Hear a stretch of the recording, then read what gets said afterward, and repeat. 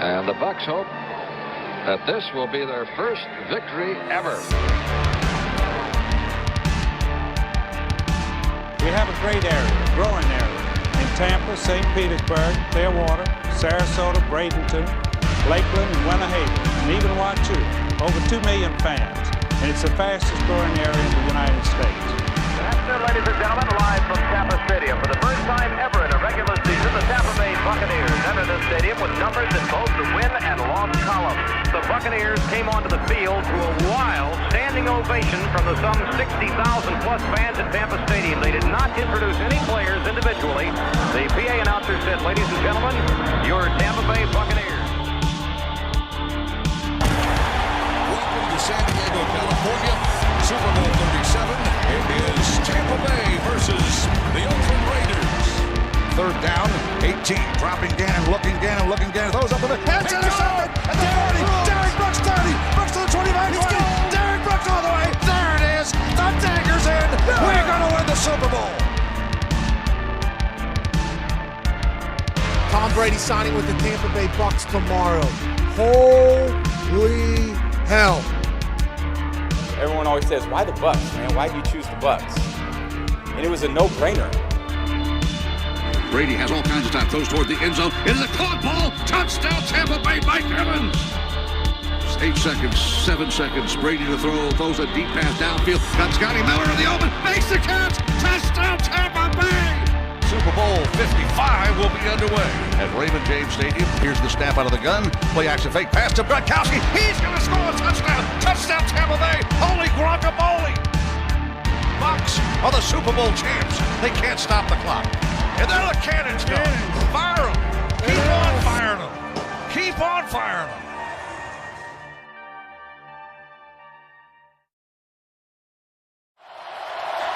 On 3rd and 3, they protect Brady. Scans the field and lets it fly. It's Evans. It's a touchdown. This is the Big Nasty. Yeah, Big Nasty. Hall of Fame Tampa Bay Buccaneer fan, baby.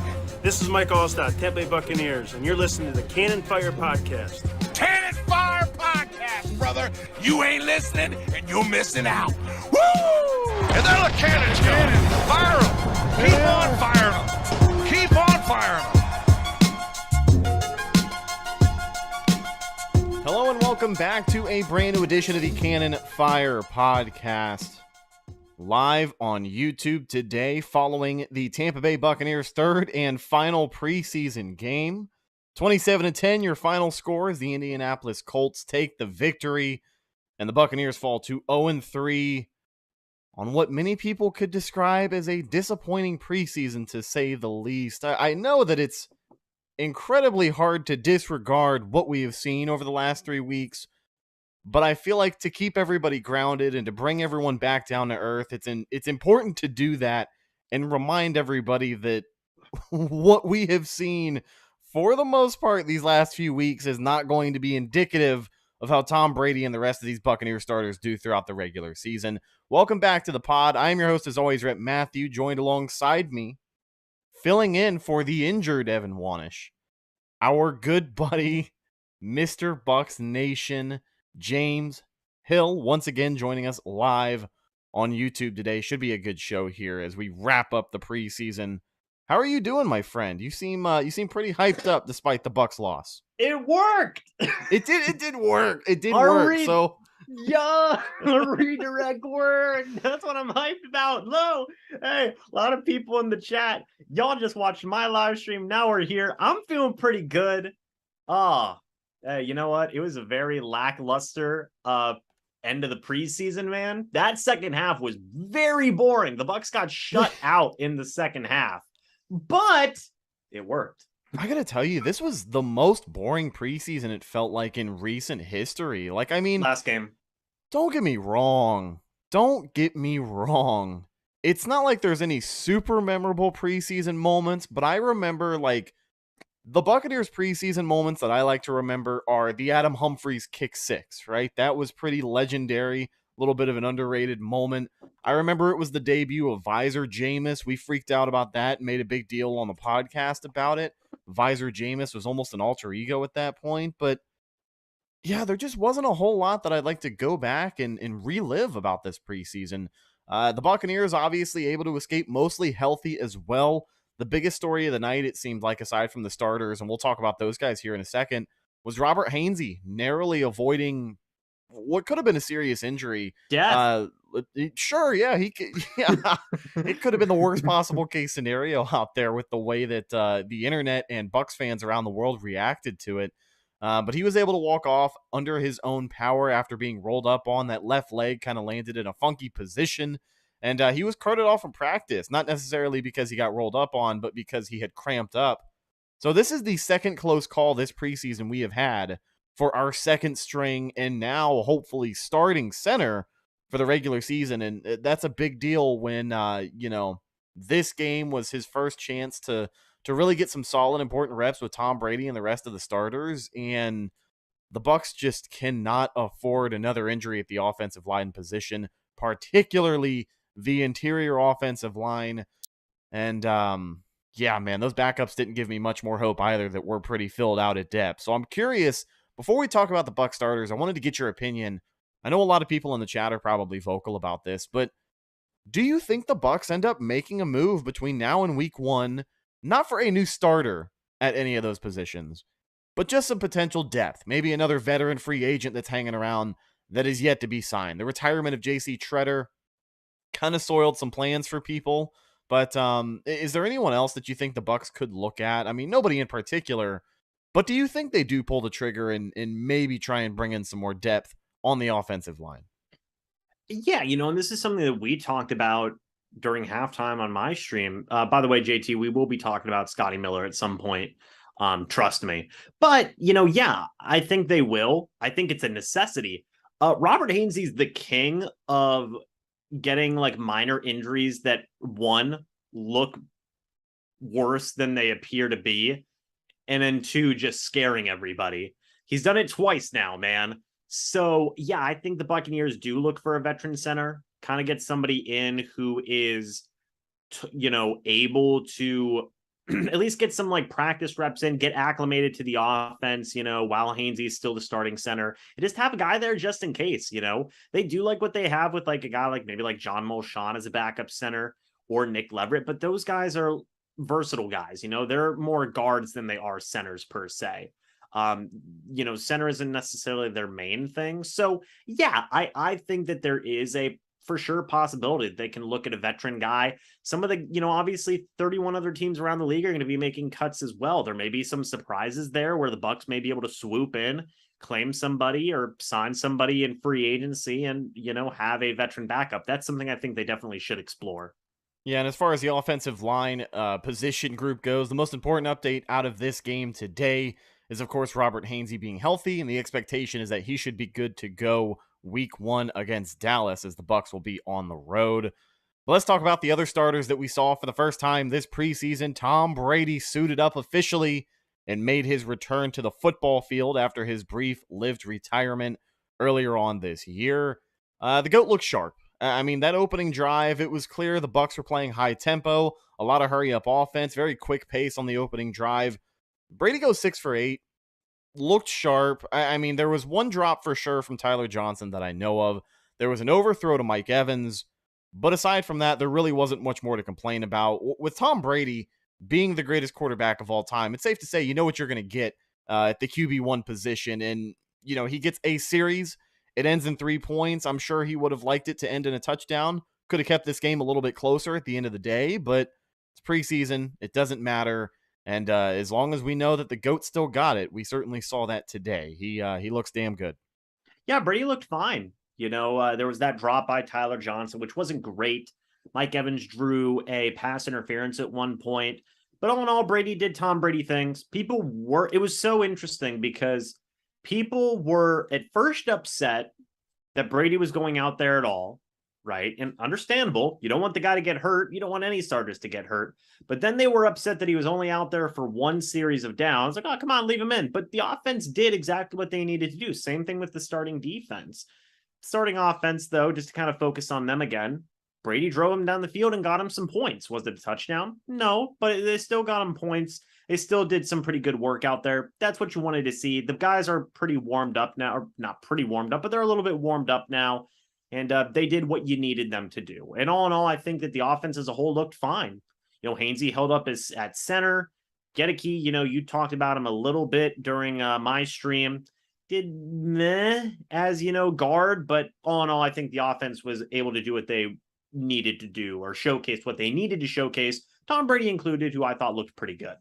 Yeah, there was a nice completion of Julio Jones, which a lot of people have been waiting on. He kind of aired it out on that one, got it to big number 85, who hopefully should be changing that number soon. I would expect Julio Jones to maybe try and get 6 before the start of the regular season. He told a young fan in Tennessee last week during joint practices that he doesn't have a number yet. So I'm assuming that 85 is still a placeholder. Time is ticking, but there is certainly time and a lot more numbers going to be available with some cuts coming over here in the next few days. Of course, we'll keep you updated on all of that. Let's talk about the offensive line really quickly. Luke Gedeke got the nod, his second start in 2 weeks. He was out there with the first team. And the impression that I got from Gedeke, unfortunately, I'm probably going to have to go back and watch the first few drives of the game again just to kind of get a good taste throughout the rest of the week of where he is at with that starting left guard spot. But looked like there were a couple instances of him getting his lunch money taken out there. And I know that defensive front for Indianapolis is no joke, man, but him and Nick Leverett kind of had a rough night, at least in the first quarter I had noticed. Yeah, Gedeke, I thought, is still, when I talk about Gedeke, he's still kind of a work in progress, right? Still a pretty raw guy, needs to work on his technique and things along those lines. But the Buccaneers coaching staff likes him a lot. It seems like he has probably won that starting left guard spot, Rhett. I don't think that's really a big stretch to say right now. And Gedeke has shown some good moments. And like you said, the Colts do have a rough, pretty darn good starting defensive line. So this was good experience for Gedeke to get, right? And some more context for anyone who may have caught the second quarter and noticed that our offensive line was just consistently getting blown up. It's important to remember that the Colts played most of their first string guys on both sides of the ball into the second quarter. I don't think we saw Nick Foles come into the game until the last or the second to last series on offense for Indianapolis in the first half. Matt Ryan was out there for a while. Jonathan Taylor obviously didn't play. Nyheim Hines, another guy who sat out, but there were a lot of starters out there for Indy, and they were certainly putting in work. I know Michael Pittman Jr. had a couple of really good catches against some scrub corners that we had. So, it's one of those things where you got to kind of look at the cast around and make an assessment from there. Because once you start looking at second, third, fourth string talent for Tampa Bay, it's hard to gauge how this team is going to do in the regular season based off of those guys because they're never going to see the field. You know what I mean? But kind of circling back to what we said at the start of the show, you like what you saw from the starters for sure. Yeah, absolutely. I think it was a good thing to notice. It was weird that the Colts left their starters in for as long as they did. I saw some people say, Matt Ryan's backup was out. That's why he wasn't, that's why he stayed in so long. But seems like they had plenty of quarterbacks that were out there able to get. Man, Nick Foles. Yeah, Nick Foles, Sam Ellinger, Cone was out there. They had a lot of quarterbacks. So it was a weird decision on their part to just have the Colts starters go up against the Bucs backups, but it is what it is. Like you said, overall, the starters did good. There were some people who were, I guess, more so critical about the backups not doing that well to start. And, things didn't really get super much better. But again, it is what it is. It's the backups. It's depth. Real quick, I do want to say here too, folks, if you are enjoying this stream, go ahead and hit the like button. If we get it to say 40 likes, that'd be pretty awesome. And subscribe if you're new to the Cannon Fire podcast. Yeah, it should be a great year of Tampa Bay Buccaneers content. If you are new to the channel, we truly appreciate you checking in. Man, that redirect feature is awesome. So if you don't like the channel, that's unfortunate because I think you're going to have to get used to seeing this after the game day streams in the regular season. But shout out once again to our good buddy James Hill, a.k.a. Mr. Bucs Nation. There you are, hanging out with us on the show tonight. Back into the offense for Tampa Bay. Along the topic of the starters, I did want to talk about the running backs, in particular Leonard Fournette. Lenny ran good. I mean, it's more of the same when you talk about the starters. And I think the biggest question coming away from this game regarding those guys is did they look ready for Dallas? And I do. I think this team is ready to go out there and play Dak Prescott, the Dallas Cowboy team, week 1, and basically make it a shootout if they have to. Brady looks good. He looks sharp. hopefully you have a little more time to get guys like Mike Evans and Russell Gage acclimated. I am a little bummed out that we didn't get to see more of Russell Gage throughout the preseason. You know, he's kind of been battling that hamstring injury, the injury bug that is hopefully behind us now that the preseason is over. So you would have liked to see him get a little bit more work, but it's important to mention that like Julio Jones is still there, and these reps are going to be important for guys like him because he may be in a position to have to step up with the absence of Chris Godwin and potentially a Russell Gage. But I want to believe Gage is going to be fine by week 1. There haven't been any indications that his injury is that bad. Yeah, no, I think Gage should be ready for week 1. Like you said, it was a shame that he wasn't out there on the field, unfortunately, but as long as Gage is ready for week number 1, that's all that matters too. Chris Godwin's still coming back from his injury. I think as long as Gage is ready for week 1, that's what matters, right? With a lot of these guys, Wirfs didn't play. You want him ready for week 1. Anybody who's dealing with like nagging, lingering injuries were held out. I think it's understandable. You don't want to push those guys. It's potentially re-aggravating their injuries. Keanu Neal was another guy who a lot of people wanted to see throughout the preseason, myself included. I'm a big Keanu Neal guy, but I'm fine with it at the end of the day because you want those guys ready for regular season football. Oh, yeah, 100%. And as we keep the topic on the offense here, let's talk about the wide receivers before we talk about the defensive starters here. A couple of guys who are fighting for roster spots. I want to talk about Tyler Johnson first and foremost. Up and down game for him tonight. Of course, we mentioned he had the costly drop on the first drive of the game, but he was able to redeem himself, in a sense, on that 4th and 3 conversion for Tampa Bay on the first drive of the game. Had a couple of nice catches later on in the game as well. Think about the one where he got upended on the target from Kyle Trask, who kind of zipped it to him over the middle of the field. I think he needed that work tonight, and I think right now when we compare that last wide receiver spot, this is where Scotty Miller starts to enter the conversation. I think Tyler Johnson has a better shot of making this team right now than Scotty Miller by a good bit. I think this may have been Scotty Miller's final game in a Buccaneers uniform because it wasn't the performance that a lot of people were hoping for from our boy Scooter. Yeah, in the case of first Tyler Johnson, he's had I think overall good preseason in training camp and just that entire thing, right? Did he have a drop? Yeah. Tom Brady gave him the business for that drop, by the way. Willie Beeman saying it in the chat. Tom Brady gave him the business as he is one to do. But I think Tyler Johnson's safe. I think he's earned a roster spot at this point. We haven't seen much from some of these other wide receivers, Rhett, besides what we saw in that first preseason game with guys like Devin Tompkins, Jared Stearns, and Kalen Geiger.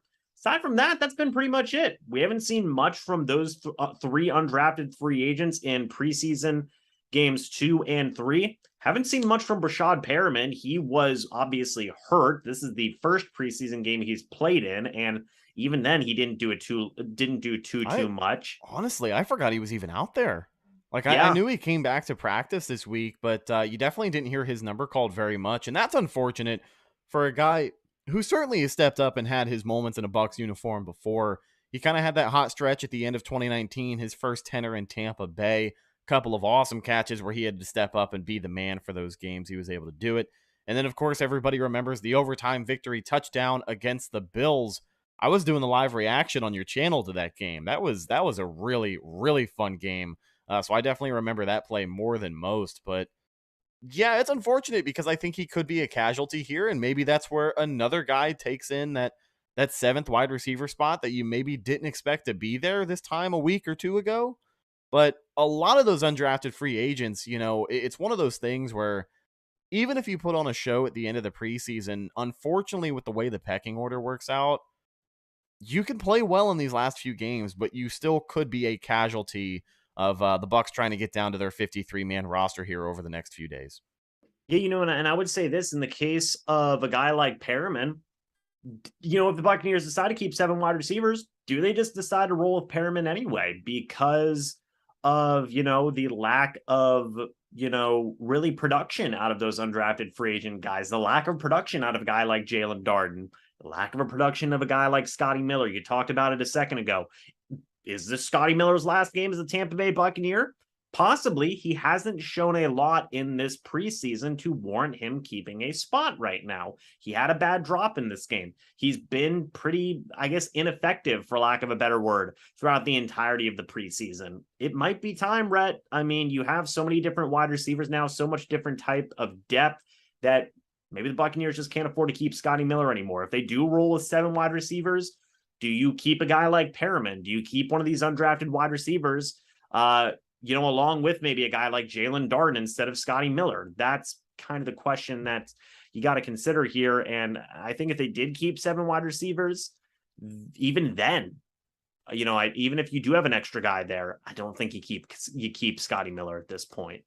And that's also the thing too, where when you are evaluating the last few spots on the roster for that position in particular, I know that we've said before, the NFL is a what have you done for me lately kind of league, and preseason obviously plays into that when these teams go to make those final decisions, but experience is a huge factor. I mean, Brashad Perriman, although his moments are like peaks and valleys, I guess, he's never been so insufferably bad. Other than the first half of 2019, he was pretty damn bad. I was calling for his head every other week. But experience matters, and as we have talked about, Brashad Perriman, former first-round pick, he has experience playing with Tom Brady in this offense. So could he sneak his way onto this final roster? He very well could. But with the injury, it does become a little bit more of a question mark. And obviously, we'll know all these answers for sure over the next few days as the process continues to play out and the Buccaneers start to make their cuts. While we are talking about guys on offense, I want to make sure we cover our bases before we talk about the defensive starters. If we're giving shout-outs here and we're giving some props, big number 41 out there, Keeft was putting on for the rookie class tonight. Couple of major lead blocks in this one. The one that I think about the most was him clearing a lane for Keyshawn Vaughn to find the end zone early in the game. Keeft looked pretty good, man. He was blocking his ass off out there. Yeah, Keeft showed a lot of grit. I mean, that's the best word to use when describing Keeft and his overall play with the Bucs, not just in this game, but throughout the entirety of this entire thing. The preseason training camp, Keeft's just been exactly what he was billed to be, a guy who's going to get down, who's going to get, gritty with, his overall play. And he showed that time and time again, not just in this game, but throughout the entirety of the process as well. And I think he's for sure earned himself a roster spot.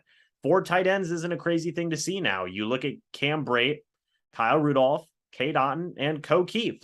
Keeft could get a decent amount of playing time just due to that really good blocking ability that he has been able to showcase. Yeah, and it's funny because when you talk about the tight end room, of course, Keeft probably going to be carried on the roster as a tight end if he does make the final 53. Because the offensive playbook that the Bucs use, the fullback is just non-existent. There's only, I think, 1 or 2 leagues in the 1 or 2 teams in the entire league right now who have a dedicated roster spot for a fullback. It's pretty much what's the word I'm looking for? It is endangered. It's an endangered species to be a fullback these days, and that's what it is. But Keeft bringing that grit, bringing that physicality. The Bucs can use as many blocking tight ends as they can because Cade Otton looked all right tonight, but he's not going to lead the way as far as being a blocking tight end. We know what Cam Brate is capable of, and as far as Kyle Rudolph, you can go back and watch the film. He can block, but he isn't known for his blocking prowess. So I think the more blocking guys that are ready to get down and dirty on the offensive line, the better. I'm a big fan of Keeft. He's putting on for the ginger guys, too. All the redheads out there. Big. It's a little bit of... Go ahead. I was going to say, there's a little bit of bias there, I feel like. Yeah. No, man. Just give him a shout-out. Love what you see from Keeft. And, yeah, man, hopefully he can make a dent here on the roster as we get ready for the regular season. Well, in the place of for Cade Otton too, just real quick, he did have a drop today, but all in all, I feel like a lot of people are still high on Cade Otton. He can still provide some type of immediate impact here. I feel like we could see a pretty healthy rotation of all 4 tight ends, and that wouldn't be a crazy thing to see. Would you agree with that? I think so. I mean, depending on the situation, the Bucs usually like to bring out a jumbo tight end set. Sometimes you'll see Josh Wells out there as like an extra flex tackle. I'm not sure if you can use Keeft in that capacity, but it really does open the door a little bit in the versatility of how you can assign your tight end for that play. right? Like if you've got one tight end who's an ace on catching, another guy who's damn good at blocking, another guy who can do a little bit of both, it opens the door for what you can allow those guys to do in the offensive setting. So it'll be cool to see how creative Byron Leftwich chooses to get. And another important reminder as we kind of look back on this preseason here, I have seen some people talk about the play calling from Byron Leftwich, and it is incredibly important to remember that there is no script. There really is no game plan for these preseason games. I mean, maybe tonight there was a little bit of a script for your starting offense with Tom Brady under center, and maybe that's something Brady decided to take charge on more than anyone this week. But once we get towards the third and the fourth quarter, it really seemed like both of these teams just wanted to wrap this thing up and go home. Like you're there to evaluate talent, but it was a whole lot of running. It was a lot of running, and then some running on top of that. So, that's preseason play calling at its finest. And it's unfortunate because I know we've been talking about the offense for a while. We'll wrap it up with this. Third string quarterback, Kyle Trask, in this one. We got a good dose of him. He closed things out for us. We didn't see a single snap from Mr. August himself, Ryan Griffin, this preseason. The first time in what feels like 8 years for Tampa Bay Buccaneer fans not to see Griffin out there at some point. But Kyle Trask, let me ask you this, James. One of the things that we said before the preseason started, we knew we were going to get a good look at Trask. The best look you're going to get from Kyle Trask until this time next year.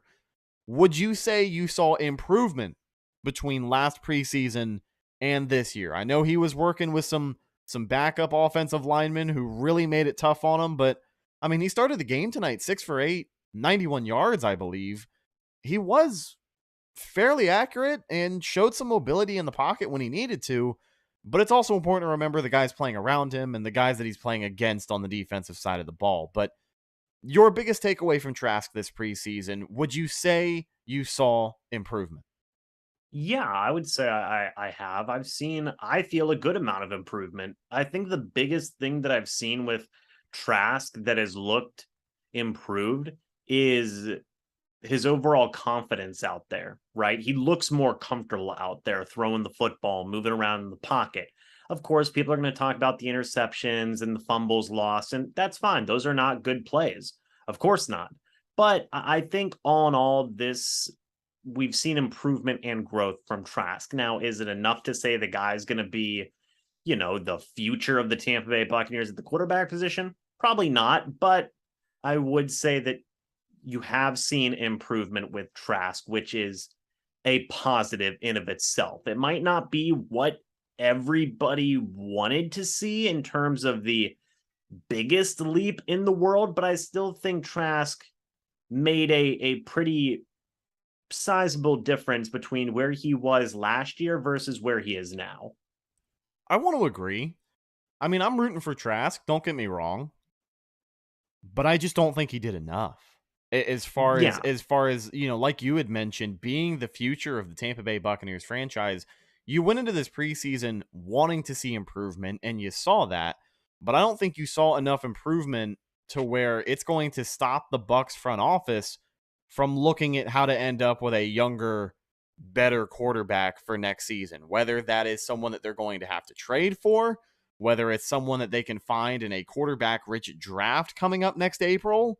Depending on where they finish, let's assume they're picking 26 or higher, then, the pickings are going to be somewhat slim, and then you have to really decide if you want to go ahead and stack together some resources to trade for a contender who may be available, or just let it ride with Kyle Trask. And obviously, this is all under the assumption that Tom Brady does not go ahead and come back next year to play a fourth year in Tampa Bay, because I know we don't mention it a lot, but it does not seem beyond the realm of possibilities that he could potentially come back. And no, I'm not putting all of my eggs into the basket. That's not the impression I want you to get. But we really don't have much more answers at the quarterback position beyond Tom Brady now than we did before the preseason. And unfortunately, it's just because, Trask showed us some good things, but he certainly didn't change the minds of a lot of people who already root against him. Well, that's the biggest thing you said there was, it's not enough. I think the biggest thing that people needed to see in this preseason was Trask can at least look better than Gabbert. And I'm seeing the chat blow up in a lot of different directions. Rhett, I don't think it's a set thing in stone to say that Trask looked better than Gabbert throughout this preseason. And I know we didn't see as much of Gabbert throughout the process. Trask played most of the time in these preseason games, but what we saw from Gabbert, I thought he did a fine job. He looked like a serviceable backup. You can say a similar thing for Trask, but I think it's too close, and that was the big thing that people needed to see. And like you said, we didn't get to see enough of that as a definitive answer, which was probably one of the more unfortunate things coming away from this preseason. With Blaine Gabbert, you obviously know what you're going to get, and we've had this discussion before, but sample size is also important. With Gabbert not nearly getting the workload that Trask got, it's still one of those things where if the Bucs wanted to go ahead and pull the trigger and make Kyle Trask their quarterback too, it almost feels like they're taking a risk there. You know what I mean? And I think that almost encapsulates. It's late. Words are hard. It basically puts a bow on a lot of the feelings that people have about Kyle Trask potentially being that guy. Even if Brady goes down, God forbid this season, Brady goes down, and you're looking to your quarterback too, even at this point, do you feel more comfortable with a Kyle Trask and taking a chance there, since if Brady goes down, season is likely over? Or do you feel comfortable enough with Blaine Gabbert to go out there and continue to win you some games, and maybe even win you some games in the playoffs if they get to that point? Yeah, I think at this point, you got to feel more comfortable with Gabbert, and that's not the answer a lot of people were expecting, or I guess I should say wanting, coming away from this, and that, again, that lends to that idea of like what you said earlier, Rhett, Trask didn't do enough. He showed improvement, which was good, but he didn't show enough, I think, and that's got God bless him, man, because that offensive line was not good. I don't have a whole lot of great things to say about the second and third string offensive linemen for Tampa Bay, because it felt like, even on both sides of the ball, the depth just felt like it was lacking compared to, when other teams were putting their second and third stringers in there. But yeah, they certainly didn't do Trask any favors as far as, giving him some blocks. Yeah, no, and I see people in the chat, I'm one of those guys, I root for Trask. I root for Gabbert too. But again, Trask did show improvement, and to say, he's a bust, he's done, I don't know, man. It's such an interesting thing with Trask. He's essentially a third round quarterback, late, literally as late in the second round as you can make it. I wouldn't necessarily call Trask a bust yet, but or possibly even, we don't know what's going to happen. But, again, this is, an unfortunate situation for Trask because he didn't show enough improvement. It is what it is. It is what it is. Let's talk about the defensive side of the ball before we get into the kicking battle and start to wrap this thing up. The defensive starters, man. The same question that was posed for the offensive starters. Does this team look ready to play Dallas week 1? I thought the defensive starters gave me a little more to be excited about than our offensive starters. Lavonte David, first and foremost, stepping up and making his presence known. He had the big sack on the second drive of the game, and it was a 3-and-out. We saw 2 series of defensive starters as opposed to just 1 series of offensive starters with Brady under center. So I liked what I saw, man. Lavonte David, I want to highlight him for a minute because he is headed into, year 11? Year 12? Year 12? No, year 11. Year 11, I believe. Maybe year 10. No, 2012 was his rookie year, so this is going to be year 10 for him. Forgive me. He still looks quick. Closing in on plays. He forced an incompletion, I believe, in the backfield. For a guy entering his 10th year in the NFL at 30 years of age, if not a little bit older, Lavonte David still looks as good as he ever has, and that was really good to see. Yeah, no, Lavonte David looked good. The starters looked good. It was a very positive thing to see. I thought all the defensive guys looked good. Lavonte David had some good pressure. How about Akeem Hicks? Before Lavonte David got that sack, you could see Hicks right next to him breaking through a double team and about to also apply some pressure onto Matt Ryan there. Akeem Hicks is a beast of a man. We all know this. The starters looked good, I thought. The defensive starters did exactly what they needed to do as well. They forced a punt. It was a fantastic thing to see. By the way, thank you guys so much for getting the stream over 45 likes. Almost to 50, by the way. Thank you guys for that. Or almost to 50 likes, rather. But Levante was great. I thought he did a really good job. I thought the defensive starters did good as well. All in all, really good game from the starters, I thought, or really good couple of drives from the starters. They did what they needed to do to get warmed up and get ready for week 1. A lot of people were kind of talking about, why is Joe trying Shawinka not in there? In my opinion, having a precautionary thing to hold him out because, if he was a little bit sore or something like that, I don't think that's too big of a deal.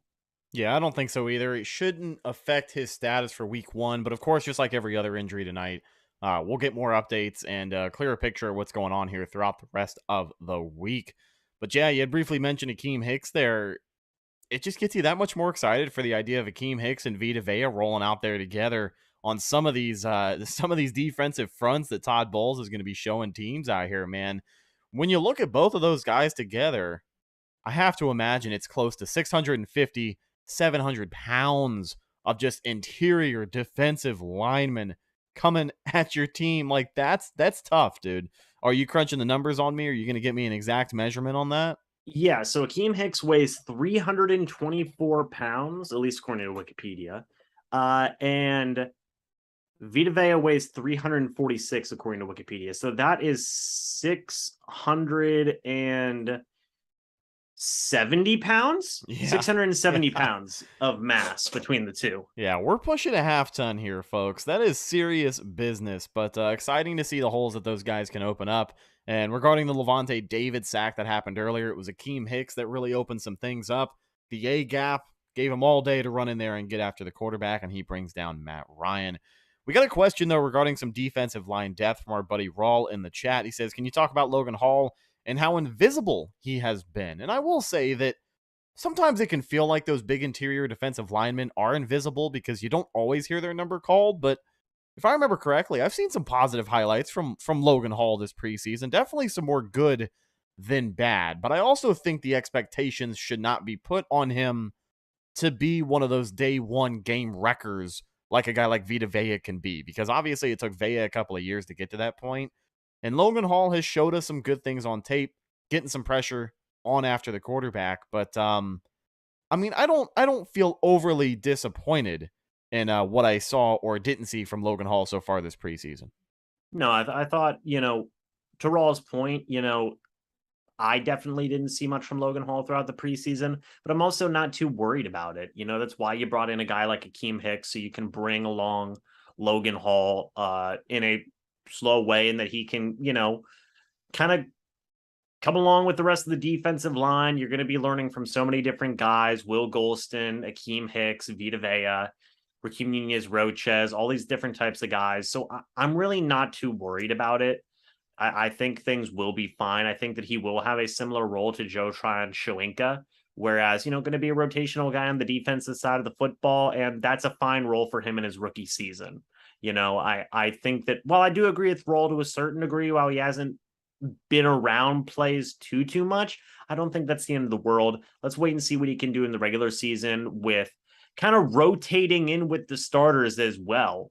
That can help him out a lot in terms of his production as well when he's got so many quality people around him. So that's going to be where you want to watch out for Logan Hall and where he can make an impact and whatnot. Oh, yeah, and as we take a look here at the box score, we look at some other guys who had stood out on the defensive side of the ball tonight. The one linebacker in particular, Fadakazi, I think is his last name. I noticed he got his nose in a couple of plays tonight. Olakunle Fadukasi.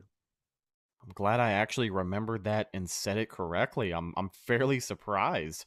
Deidrin Sinat, a recent free agent addition for Tampa Bay, led the team in tackles tonight with 4, 3 solo tackles, 1 assisted tackle, and another big defensive lineman here. Unfortunately, I don't know if he'll escape the final cut down to the roster, but Benning Potoai, I think is how you correctly pronounce it. That's what I had heard on the broadcast. I know you said something different. But that's a name that Bucs fans should be familiar with if they've been watching the preseason the past couple of years. I think he had one of the strongest preseasons he's ever had this year. Yeah, he looked good. He could be a candidate for a practice squad spot. Deidrin Senate could also be one of those veteran guys. He put together a pretty decent game today. This is the second game in a row where I thought he's actually shown up and made a couple of really nice plays. Thankfully, with some of these new rules on the practice squad, you can add veterans now, which is a really nice thing. Deidrin Senate, I think, is one of those guys that you could say, yeah, might have a legitimate chance here to be a practice squad guy. I'm on the Deidrin Senate train, man. Okay, look, Rhett, look at me. I'm just saying, Deidrin Senate could be an interesting guy. You always pick the most vague players to just jump on the train and get hype about every year. I'm buying the jersey. I'm buying the jersey. When you know what, actually, so it's a running gag. I mean, I wouldn't say it's an inside joke because most people know, but you are a collector of obscure and just random ass Bucks jerseys. What is the last one that you got? Was it didn't you get like a Sabby Piscatelli just recently? I did. I don't know where it is. It's somewhere in the depths. Is that the last one you bought? I think so, yeah. If I remember correctly. We need to get out to our favorite vendor at the Oldsmar Flea Market and get you another one, brother.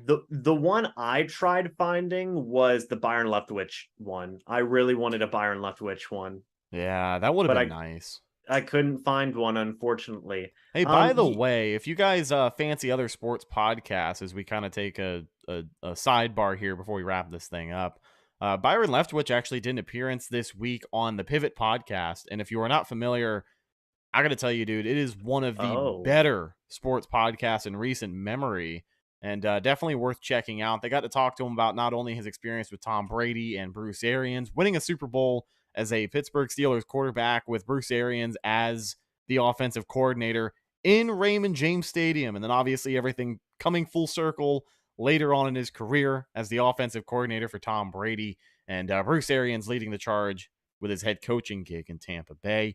You know the full story, but here are the inside details. Go check it out, man. And not a sponsor, just I'm just an enjoyer of podcasts, and hopefully a lot of people listening here are too. So definitely go check that out. The Pivot Podcast, definitely worth your time. It is the podcast where somebody told Cam Newton to his face that he is washed. Oh my gosh. If that's not enough reason to go check it out, man. Well, I've got to check out that episode. But going back to the defensive line, to your point, Benning Pote, that's what I call him. He's one of those guys, he made a couple of nice plays, making a last push to say, hey, put me on the practice squad. And Rhett, people forget this too. You're essentially getting some game film for your agent to send out to 31 other teams for their practice squads, for their 53-man rosters.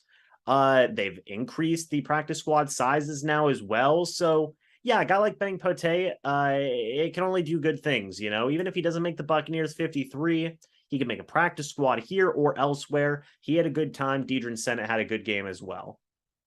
100%. Let's talk about the final position battle on the team before we start to wrap up the show. I know that there's some other stuff from the game we could break down, but I'm going to be honest with you folks.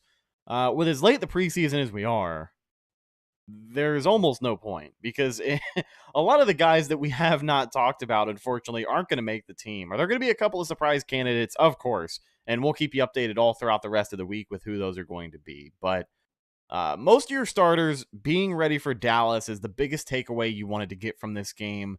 And both sides of the football looked good. But let's wrap things up with the most exciting battle of training camp and the preseason. I felt like the nail in the coffin on this job was done tonight, and that's the kicking battle. All right, Jose Borregales. They trot him out there for a 52-yard field goal. He misses it, barely over to the right side, and that may be the nail in the coffin for the kicking battle. I think Ryan Suckup, who was 2 for 2 this evening, and I believe also made a 50-yarder in Tennessee last week. I think it's going to be Ryan Suckup, but the real question now becomes, is another team looking for a kicker gonna pick up Jose Borregales, or are the Bucs going to get another year to keep him on the practice squad? That's kind of the major question for me, because Jose, while he wasn't perfect, a couple of misses from 50 plus, it's hard to be mad at those. He certainly does have the leg, but maybe the accuracy isn't quite as good as we all thought it was. Well, I mean, if you ask some people. The kicking battle was done last week or 2 weeks ago whenever he missed the game-winning field goal against the Miami Dolphins. I'll still box I wonder who said that. I'll still box Evan Wanish in a in a boxing ring over this take. I'll die on this hill. But that's why you want to fight Evan, by the way. That's why you want to get a boxing ring and make this thing official, is because of a take he had about the kicking battle? I heard him call me out on the podcast. I watched. Oh, he did. He did name drop you, so I guess he started it. He did. I watch. So anyway, point being is that Jose Borregales, it's over. It's going to be Ryan Suckup, which isn't a bad thing, by the way. Borregales, he has had some good moments, but he missed the 52-yarder. He missed the game winner against the Miami Dolphins. It is what it is. He's a young kicker. Maybe he will end up on the Buccaneers practice squad. He could also end up on another team's practice squad if he, feels like he'll have a better chance, to get some regular season playing time. We'll see what happens with him. But Rhett, to your point, I think the kicking battle's over. I think it is going to be Ryan Suckup as the Buccaneers kicker moving forward. Jose Borregales gave it a really good run, but whenever these preseason games started, unfortunately, that's where some things fell off. I do see, by the way, Tom Brady's quote that you put there in the chat. We did see some people say, did you watch the TV12 post-game interview? I did see the quotes. So that's some good stuff there. So I haven't heard the audio from it, but I did see it playing on my TV just above my desk here, and almost like an Aaron Rodgers kind of approach to this Brady press conference. I mean, he was as transparent as it gets. The big quote getting everybody's attention, and maybe this has something to say with Brady's attitude on the media kind of always being in his business. He said, quote, "I'm 45 years old. I got a lot of shit going on." Obviously Tom has been a little more comfortable being candid behind the microphone since his time in Tampa Bay. But I mean, if this is a glimpse of what's to come, we might get some all-time memorable Tom Brady quotes at the podium this year. But he was up there in a hoodie. His hair was not looking as good as it possibly could have been, so he wasn't quite on his model status. But listen, if anybody has earned the right to be transparent with the media, it's going to be Tom Brady. And I'm sure that he probably feels frustrated with what became of his absence from training camp. No? Yeah, I mean, again, like me and you both had very similar opinions on this, where people were making a mountain out of a molehill, which is fine. That's what media and all that stuff is really all about in certain situations, obviously with Tom Brady. But I can understand why Tom Brady would be a little bit frustrated if me and you have talked about this. If there's any player who has earned some time off, it's Tom Brady at the age of 45, going into another year.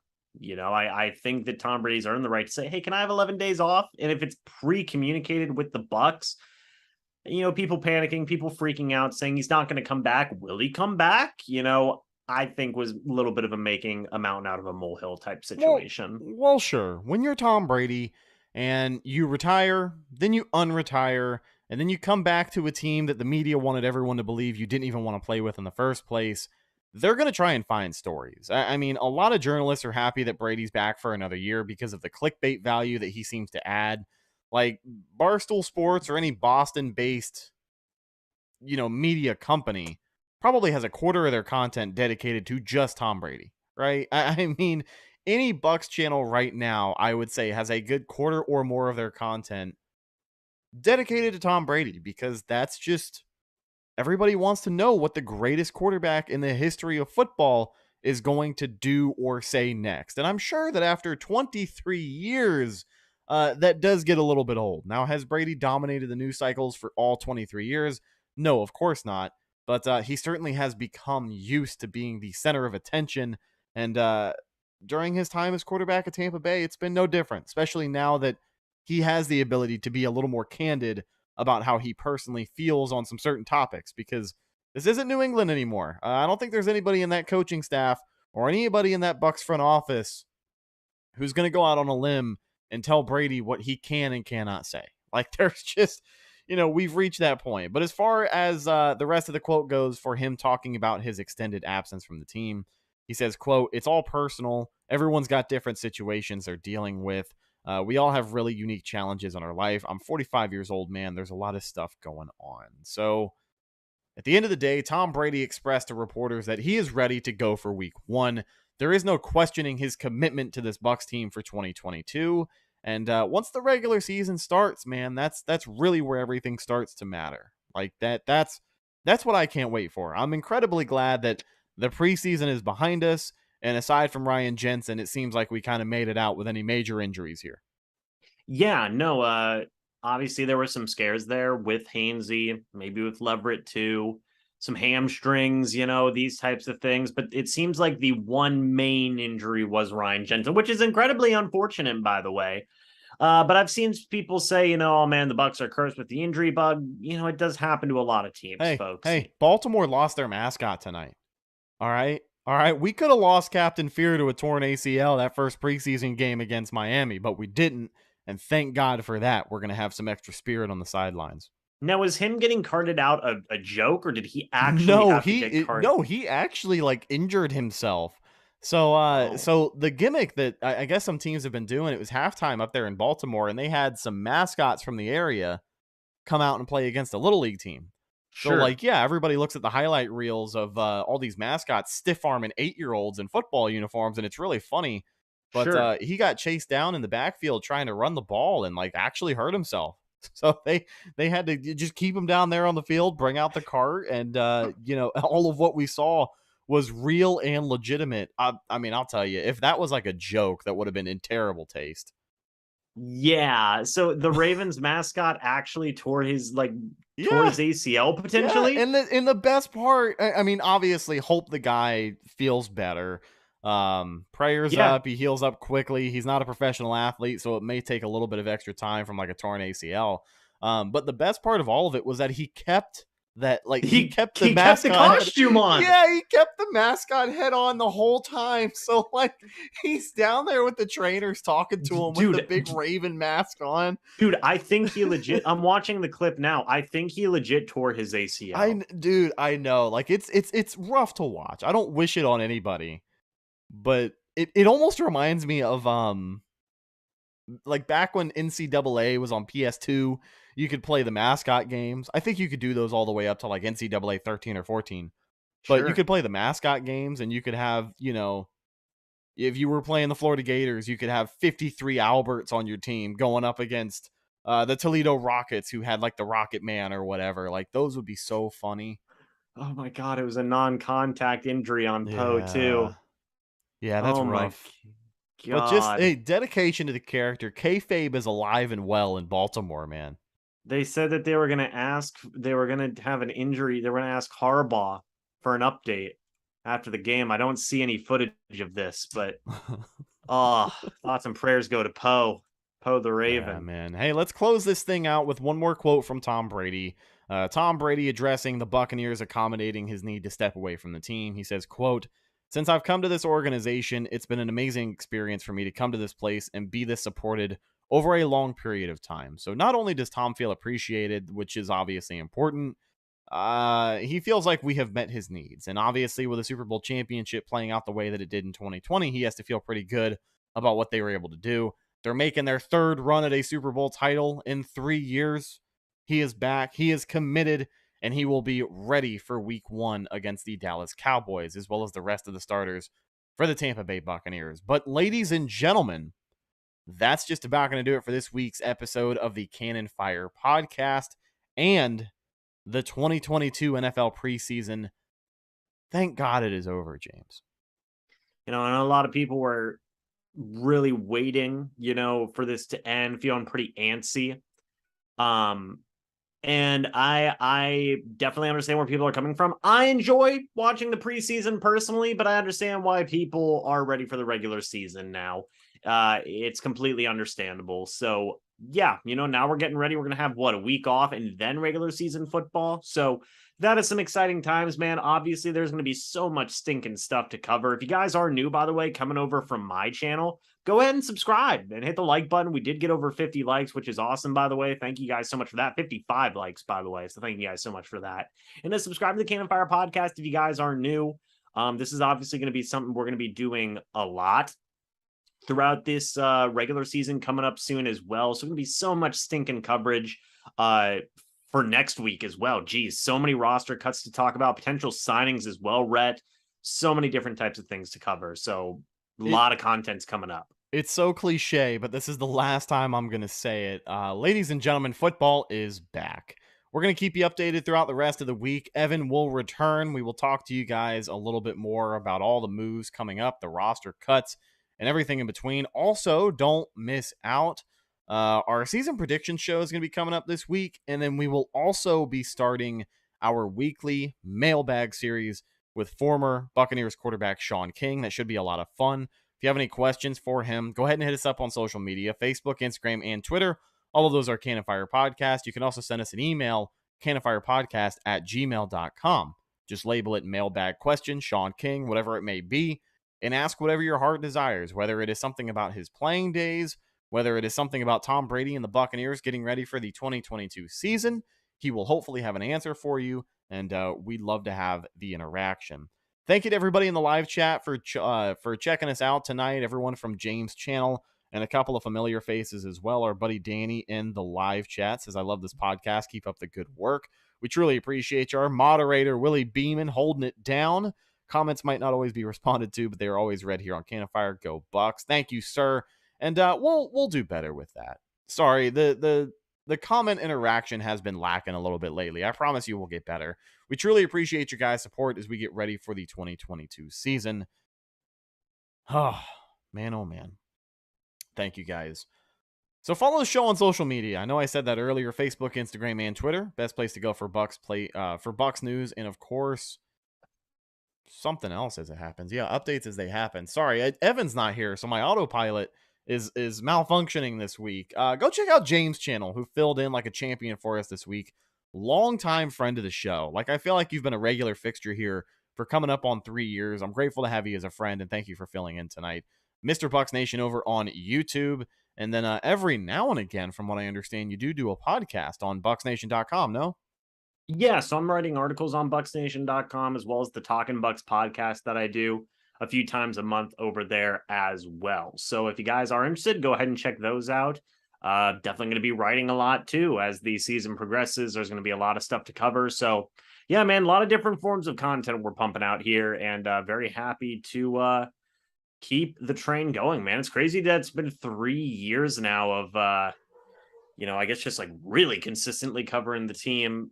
Obviously we've been doing the YouTube thing a lot longer, but in terms of our collaborations going 3 years strong now, that's a pretty awesome thing to see. So again, if you guys are new, go ahead and subscribe to the Cannon Fire podcast. That'd be greatly appreciated. And yeah, man, just pumped up for yet another season. Hell yeah, brother. Should be a good one. Last but not least, find myself on social media, Instagram and Twitter. Both of those are Rhettakus, RHETTAKUS. If you follow me, I will follow you back. But that's the show. We'll talk to you later on this week with more updates from the Buccaneers roster as they start to make their final cuts and get closer to the 53-man limit. Evan Wanish will join us next time. I am your host, Rhett Matthew, signing off from my co-host, James Hill. We'll talk to you next time. Until then, and as always, go Bucks.